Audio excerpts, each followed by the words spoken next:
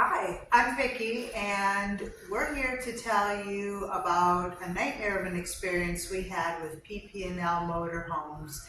We don't want this to happen to anyone else, and in our quest to sell our RV by consignment, we encountered so many problems and so many disappointing situations that caused us to lose many months of time and money, and ultimately did not result in the sale of our RV.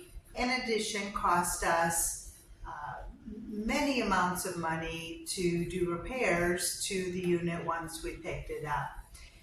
We trust when you are engaging with a business that the information that you're getting is accurate and honorable, and we didn't find that to be the case in either of our situations with PPL, or by also taking the supposed advice of the Wingman, Alan Warren, who we have come to find out is actually on the payroll with PPL. So his unbiased opinions and offers to help really are almost akin to collusion. But having said that, we feel that we want to share our experience just so people are informed. We all go into transactions trusting that what we are expecting is what's going to happen, and in good faith, and that's what we did. So we're going to share a lot of what we encountered. And I also have to say that people are a big part of what makes any business. And while we did encounter people that we felt were trying to do the right thing, it became very apparent that upper management had their hands tied and also were completely non-responsive and non-existent in any of our encounters. So truly everything from the top flows down, and upper management at PPL certainly does not have your best interest as a consumer at heart. So the first question, I'm sure, is how did we lose $4,766.36 by going to PPL Motorhomes? Well, let's go through it. Number one, we talked with PPL Motorhomes home office in Houston for 2 months before we took it to the Florida location. Part of that discussion was tires. In the tire discussion, we decided to offer a $2,000 discount. Now, we could actually buy tires for $1,750 through FMCA, but the reality is we didn't know if they wanted the Goodyears like we were buying, or if maybe someone would opt for Michelin's. We decided to give them their own choice, and we decided to do it as far as a credit towards whatever the purchase price of the RV was going to be. Now, when we got to Florida, the problem is the parts manager tells us that it's illegal to sell an RV in Florida with tires that are 6 years old, which is what our tires were.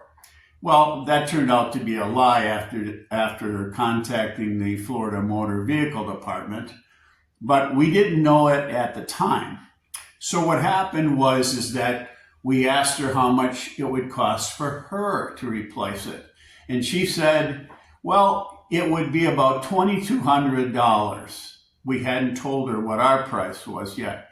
However, that was only for 4 tires, because they hadn't bothered to look and see that we actually had a dually, 6 tires. So she went back.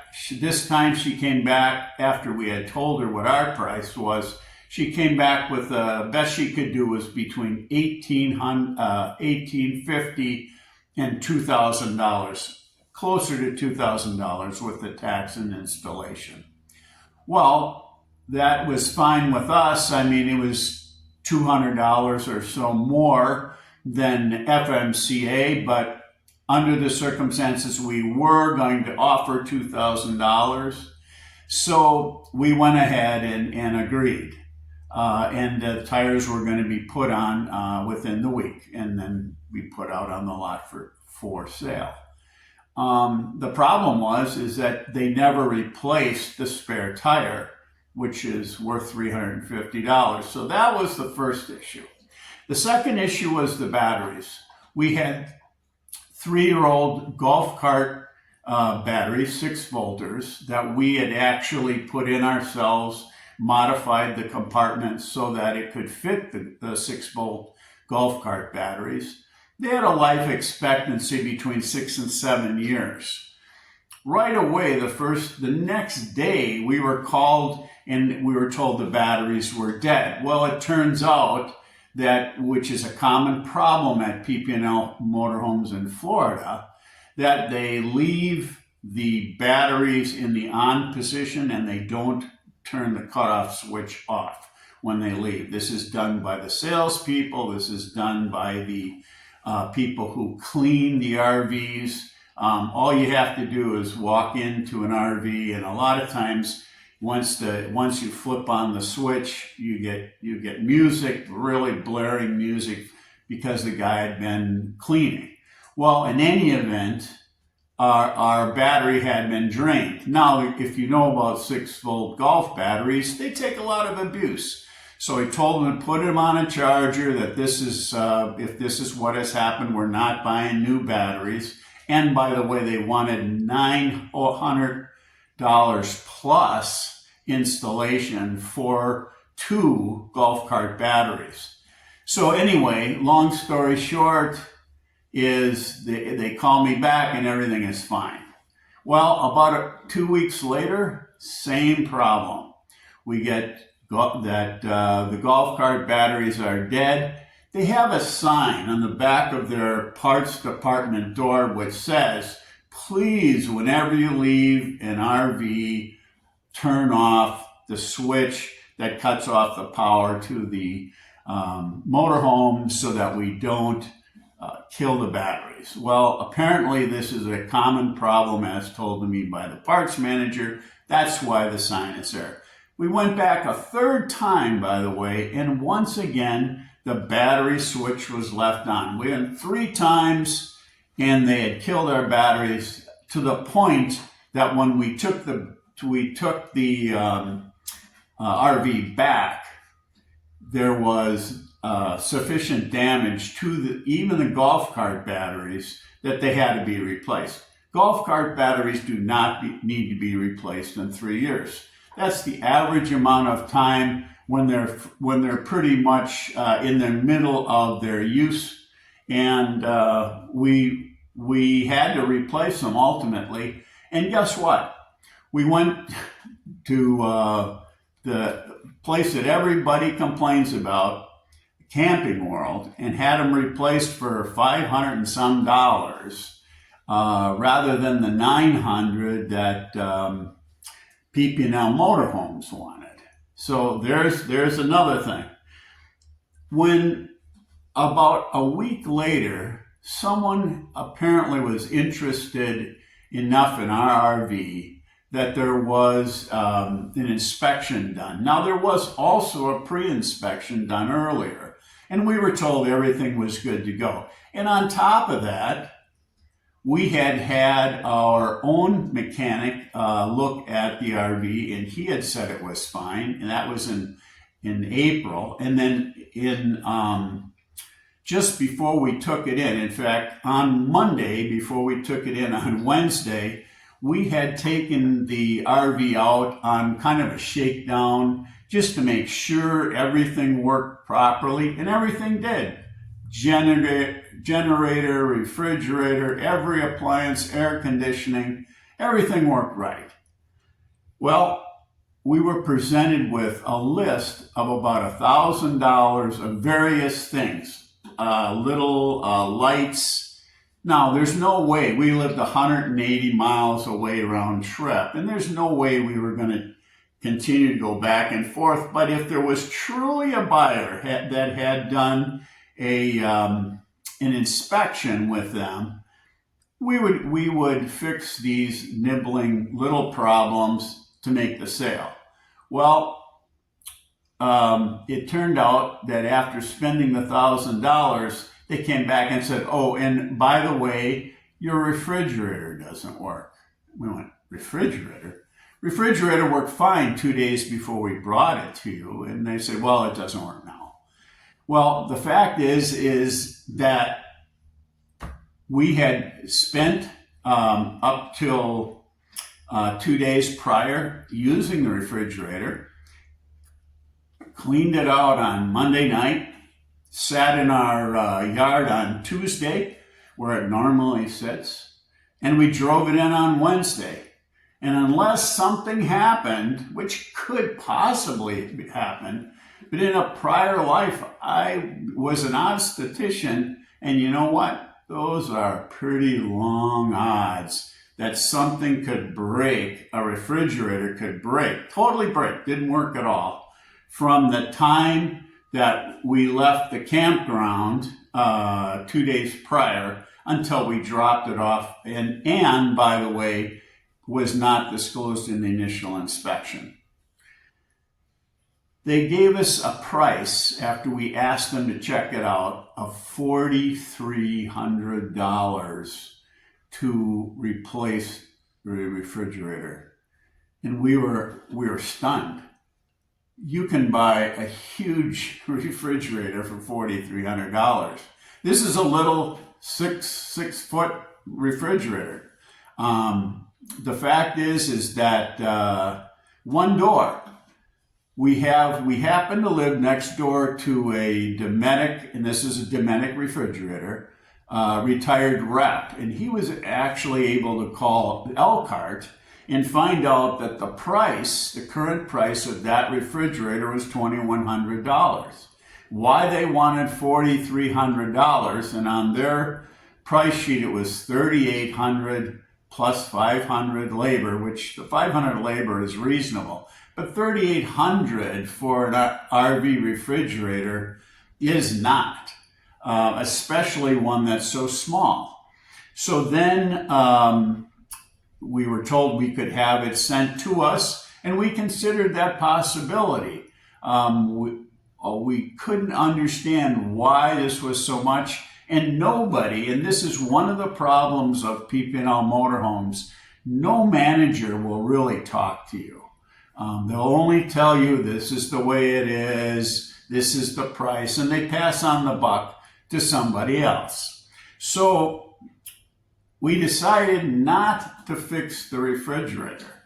And so the whole unit literally sat there for the 3 months of the consignment period. Going into the time when we needed to consider about renewing it, we had a friend of ours be a secret shopper. And this friend is a well-known YouTuber who has lived full-time in an RV for many, many years. And who better than to check it out? And so he was a secret shopper, and he asked if he could video the walk around with the salesperson, which he did. And we have a copy of the audio of that video, which we put into a 40-page presentation, which we sent not only to PPL Motorhomes Vice President of Operations in Houston, but also to Mr. Alan Warren, who is supposedly the RV wingman, who we've come to find out is the PPL wingman. We contacted him 3 times about this.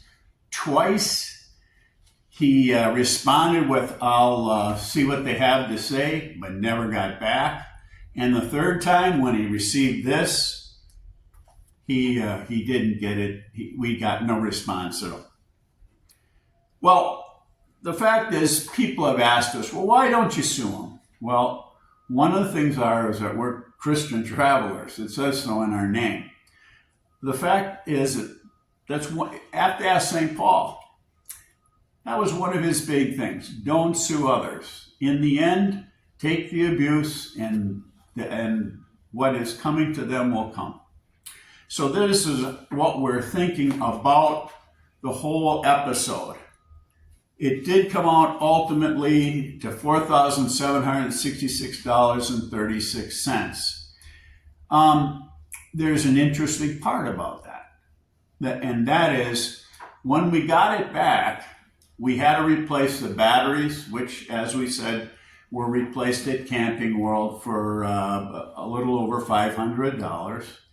And the refrigerator also replaced at Camping World. And I realize nobody likes Camping World, but the fact is they get your repairs done at a decent price, unlike PPL Motorhomes. And we found out one other thing about why PPL Motorhomes might want to do this.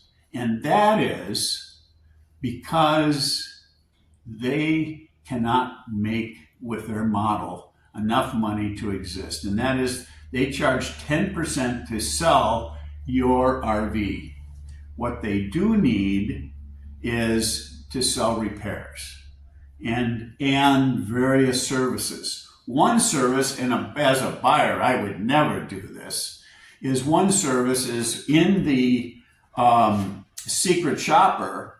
The salesman said that they could have a independent, and by that they mean a PPL motorhome inspection for $599.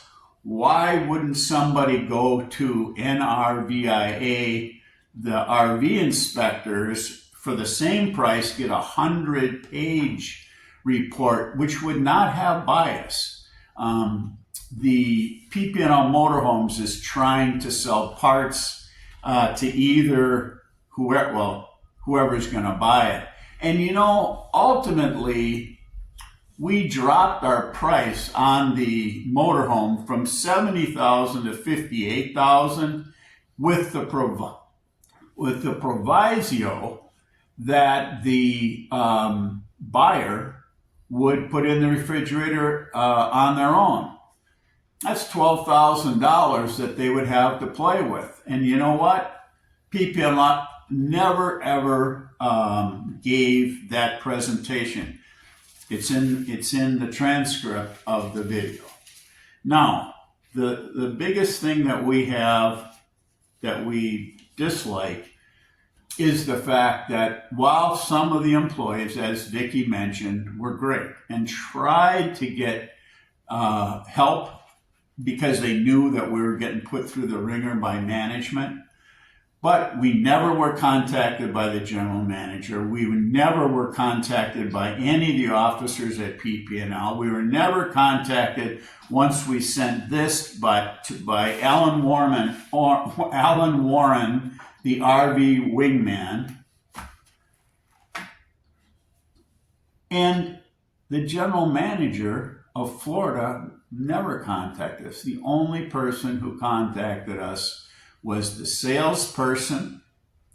And even when we talked with a service manager one time, he said that he would relay all the information to the general manager and the sales manager, and he didn't. So we rarely complain. In fact, you will never find in our videos on YouTube, which we don't do very often, you'll never find one that's negative. But this one, I think, needs to be.